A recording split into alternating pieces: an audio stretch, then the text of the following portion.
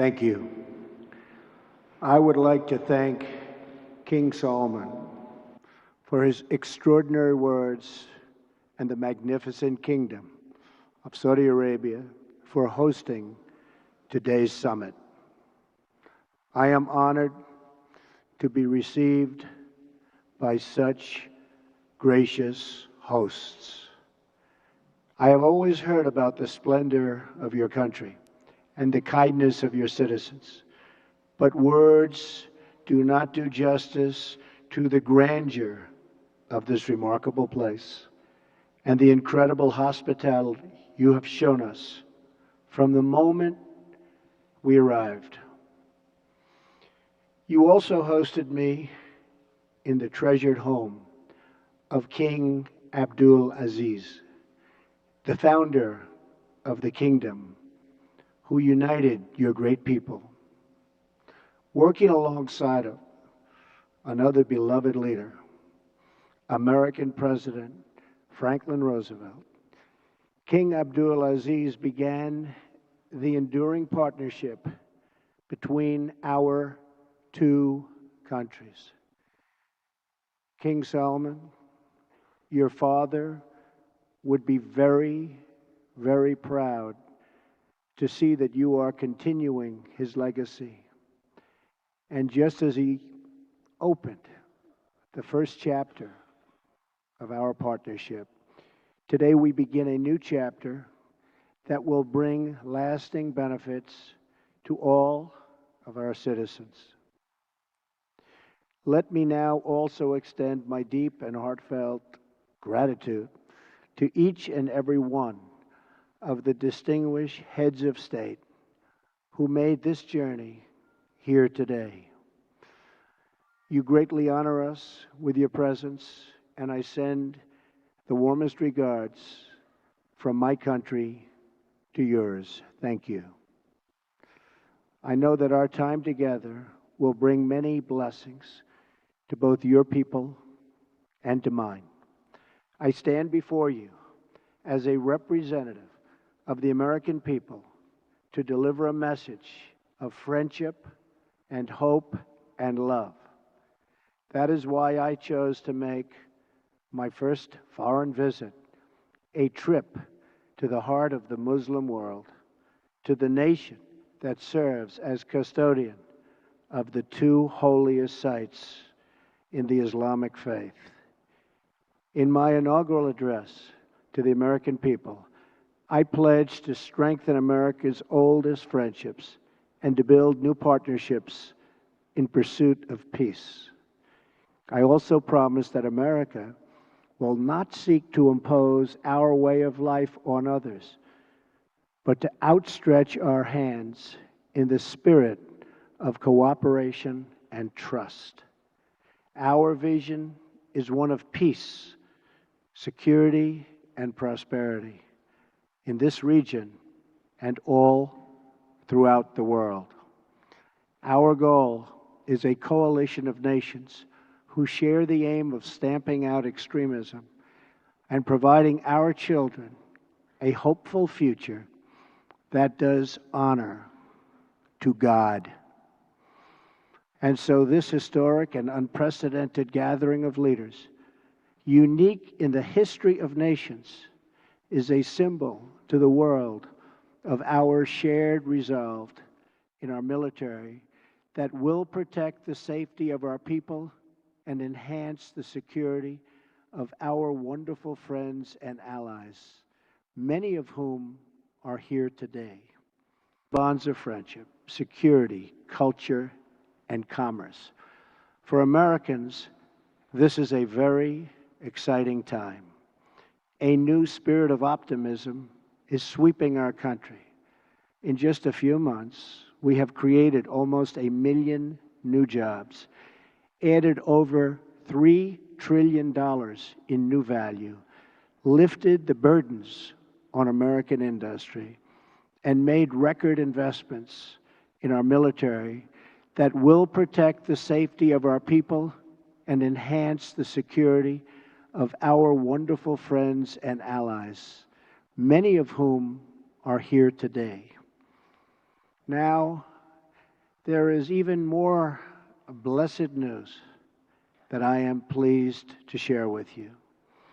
My meetings with King Salman, the Crown Prince, and the Deputy Crown Prince have been filled with great warmth, goodwill, and tremendous cooperation. Yesterday, we signed historic agreements with the Kingdom that will invest almost $400 billion in our two countries and create many hundreds of thousands of jobs in America and Saudi Arabia. This landmark agreement includes the announcement of a $110 billion Saudi-funded defense purchase, and we will be sure to help our Saudi friends to get a good deal from our great American defense companies, the greatest anywhere in the world. This agreement will help the Saudi military to take a far greater role in security and operations having to do with security. We have also started discussions with many of the countries present today on strengthening partnerships and forming new ones to advance security and stability across the Middle East and far beyond. Later today, we will make history again with the opening of the new Global Center for Combating Extremist Ideology, located right here in this central part of the Islamic world.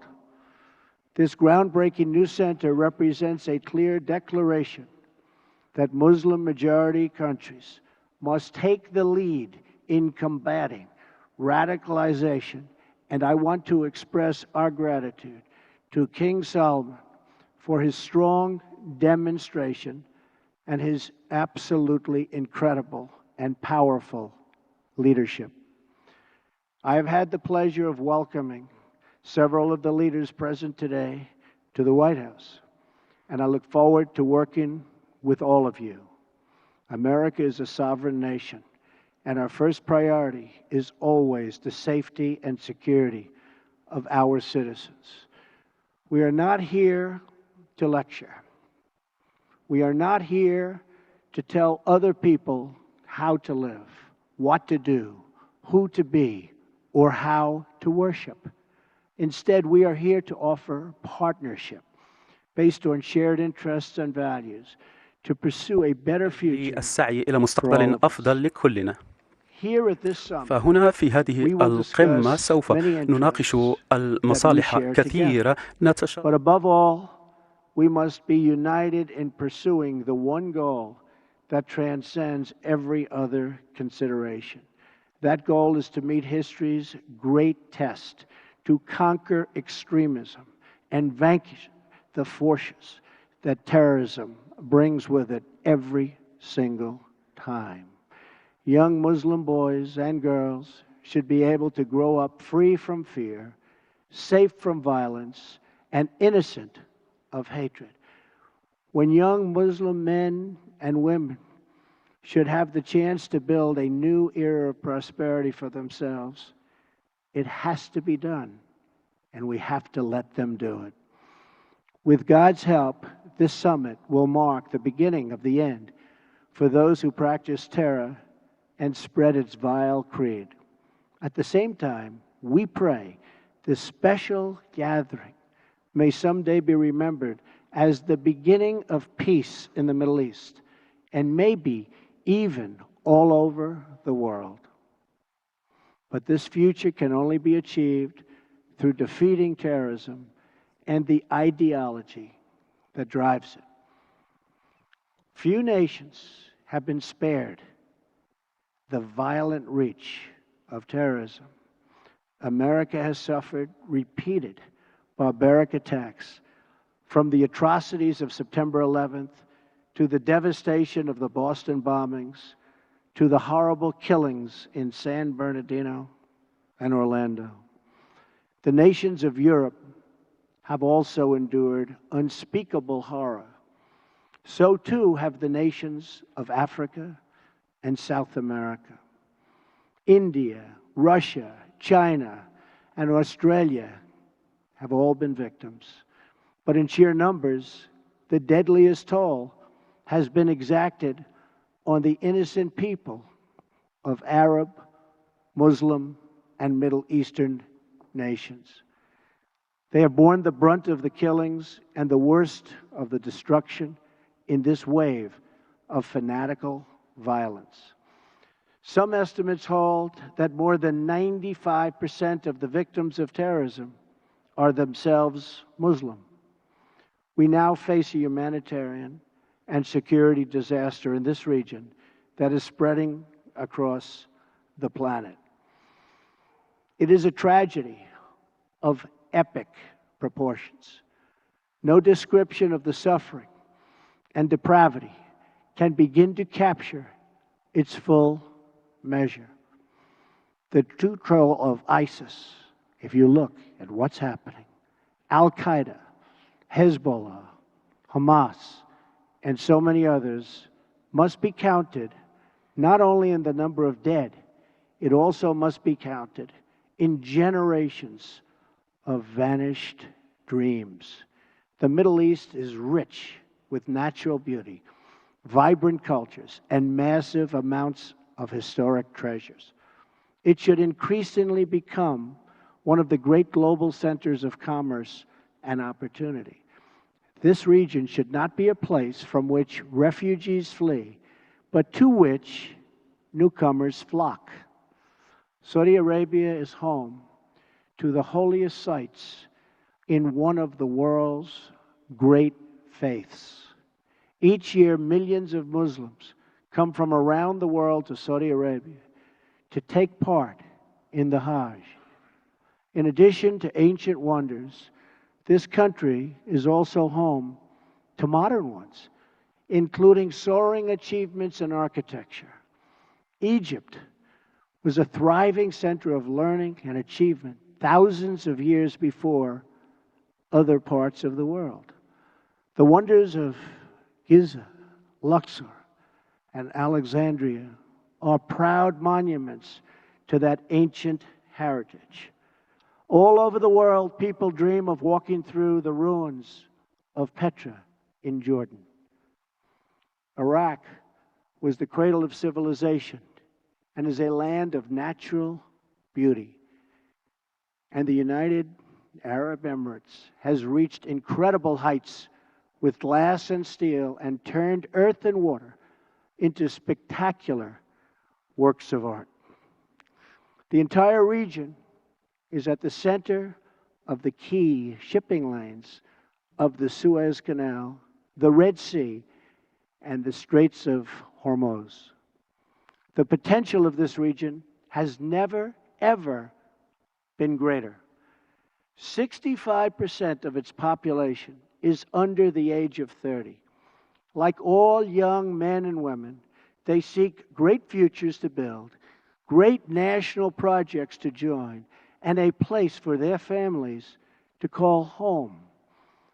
But this untapped potential, this tremendous cause of optimism, is held at bay by bloodshed and terror.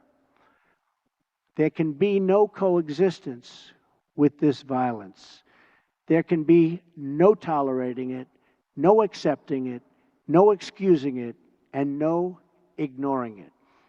Every time a terrorist murders an innocent person and falsely invokes the name of God, it should be an insult to every person of faith. Terrorists do not worship God, they worship death. If we do not act against this organized terror, then we know what will happen and what will be the end result. Terrorism's devastation of life will continue to spread. Peaceful societies will become engulfed by violence, and the futures of many generations will be sadly squandered. If we do not stand in uniform condemnation of this killing, then not only will we be judged by our people, not only will we be judged by history, but we will be judged by God. This is not a battle between different faiths. different sects, or different civilizations. This is a battle between barbaric criminals who seek to obliterate human life and decent people, all in the name of religion. People that want to protect life and want to protect their religion. This is a battle between good and evil. When we see the scenes of destruction in the wake of terror, we see no signs that those murdered were Jewish or Christian, Shia or Sunni.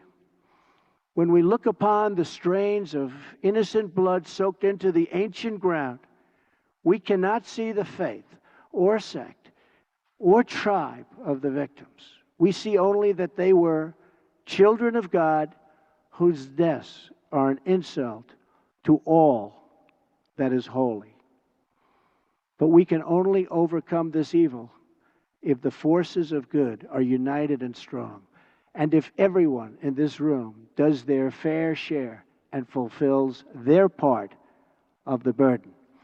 Terrorism has spread all across the world, but the path to peace begins right here on this ancient soil in this sacred land. America is prepared to stand with you in pursuit of shared interests and common security. But the nations of the Middle East cannot wait for American power to crush this enemy for them. The nations of the Middle East will have to decide what kind of future they want for themselves, for their country, and frankly, for their families and for their children. It's a choice between two futures, and it is a choice America cannot make for you. A better future is only possible if your nations drive out the terrorists and drive out the extremists. Drive them out. Drive them out of your places of worship. Drive them out of your communities. Drive them out of your holy land. And drive them out of this earth. For our part, America is committed to adjusting our strategies to meet evolving threats and new facts. We will discard those strategies that have not worked and will apply new approaches informed by experience, talent, and judgment. We are adopting a principled realism rooted in common values, shared interests, and common sense. Our friends will never question our support, and our enemies will never doubt our determination. Our partnerships will advance security through stability, not through radical disruption. We will make decisions based on real-world outcomes, not inflexible ideology. We will be guided by the lessons of experience, not the confines of rigid thinking. And wherever possible, we will seek gradual reforms, not sudden intervention. We must seek partners, not perfection, and to make allies of all who share our goals. Above all, America seeks peace, not war. Muslim nations must be willing to take on the burden if we are going to defeat terrorism and send its wicked ideology into oblivion. The first task in this joint effort is for your nations to deny all territory to the foot soldiers of evil. Every country in the region has an absolute duty to ensure that terrorists find no sanctuary on their soil. Many are already making significant contributions to regional security.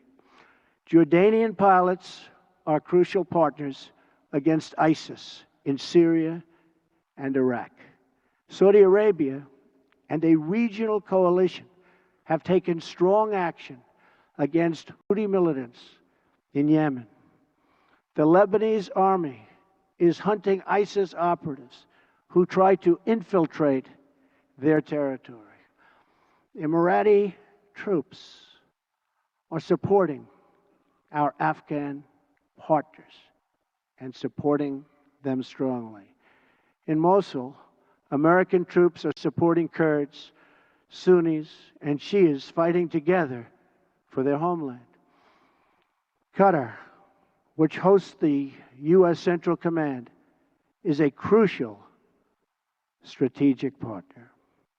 Our long-standing partnership with Kuwait and Bahrain continue to enhance security in the region. Our courageous Afghan soldiers are making tremendous sacrifices in the fight against the Taliban and others in the fight for their country. As we deny terrorist organization control of territory and populations, we must also strip them of their access to funds. We must cut off the financial channels that let ISIS sell oil, let extremists pay their fighters, and help terrorists smuggle their reinforcements. I am proud to announce that the nations here today will be signing an agreement to prevent the financing of terrorism, called the Terrorist Financing Targeting Center, co-chaired by the United States and Saudi Arabia, and joined by every member of the Gulf Cooperation Council. It is another historic step in a day that will be long remembered. I also applaud the Gulf Cooperation Council for blocking funders from using their countries as a financial base for terror, and for designating Hezbollah as a terrorist organization, which they certainly are, last year. Saudi Arabia also joined us this week in placing sanctions on one of the most senior leaders of Hezbollah. Of course, there is still much work to be done. That means honestly confronting the crisis of Islamic extremism and the Islamists and Islamic terror of all kinds. We must stop what they're doing to inspire, because they do nothing to inspire but kill. And we are having a very profound effect if you look at what's happened recently. And it means standing together against the murder of innocent Muslims, the oppression of women, the persecution of Jews, and the slaughter of Christians. Religious leaders must make this absolutely clear. Barbarism will deliver you no glory. Piety to evil will bring you no dignity. If you choose the path of terror, your life will be empty, your life will be brief, and your soul will be fully condemned. And political leaders must speak out to affirm the same idea. Heroes don't kill innocents, they save them. Many nations here today have taken important steps to raise up that message. Saudi Arabia's vision for 2030 is an important and encouraging statement of tolerance, respect, empowering women, and economic development. The United Arab Emirates has also engaged in the battle for the hearts and souls, and with the United States launched a center to counter the online spread of hate. Bahrain, too, is working to undermine recruitment and radicalism. I also applaud Jordan, Turkey, and Lebanon for their role in hosting refugees. The surge of migrants and refugees living so poorly that they're forced to leave the Middle East depletes the human capital needed to build stable societies and economies. Instead of depriving this region of so much human potential, Middle Eastern countries can give young people hope for a brighter future in their home nations and regions. That means promoting the aspirations and dreams of all citizens who seek a better life, including women, children, and the followers of all faiths. Numerous Arab and Islamic scholars have eloquently argued that protecting equality strengthens Arab and Muslim communities. For many centuries, the Middle East has been home to Christians, Muslims, and Jews living side by side. We must practice tolerance and respect for each other once again and make this region a place where every man and woman, no matter their faith or ethnicity, can enjoy a life of dignity and hope.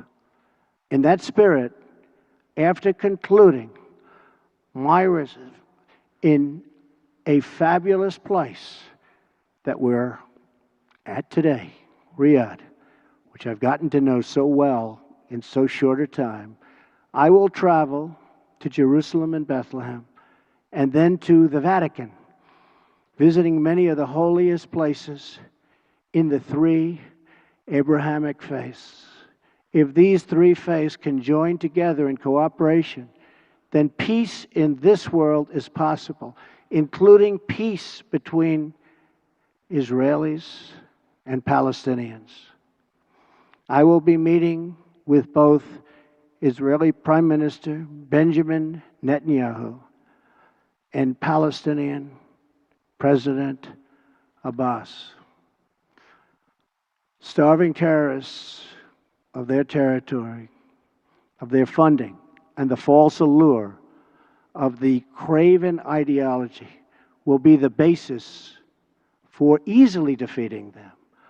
But no discussion of stamping out this threat would be complete without mentioning the government that gives terrorists all three: safe harbor, financial backing, and the social standing needed for recruitment. It is a regime that is responsible for so much instability in that region. I am speaking, of course, of Iran. From Lebanon to Iraq to Yemen, Iran funds arms and trains terrorists, militias, and other extremist groups that spread destruction and chaos across the region. For decades, Iran has fueled the fires of sectarian conflict and terror. It is a government that speaks openly of mass murder, vowing the destruction of Israel, death to America, and ruin for many leaders and nations in this very room. Among Iran's most tragic and destabilizing interventions, you've seen it in Syria. Bolstered by Iran, Assad has committed unspeakable crimes, and the United States has taken firm action in response to the use of banned chemical weapons by the Assad regime, launching 59 missiles at the Syrian airbase from where that murderous attack originated. Responsible nations must work together to end the humanitarian crisis in Syria, eradicate ISIS, and restore stability to the region, and as quickly as possible. The Iranian regime's longest-suffering victims are its own people. Iran has a rich history and culture, but the people of Iran have endured hardship and despair under their leaders' reckless pursuit of conflict and terror. Until the Iranian regime is willing to be a partner for peace, all nations of conscience must work together to isolate Iran, deny it. Funding for terrorism cannot do it. And pray for the day when the Iranian people have the just and righteous government they so richly deserve.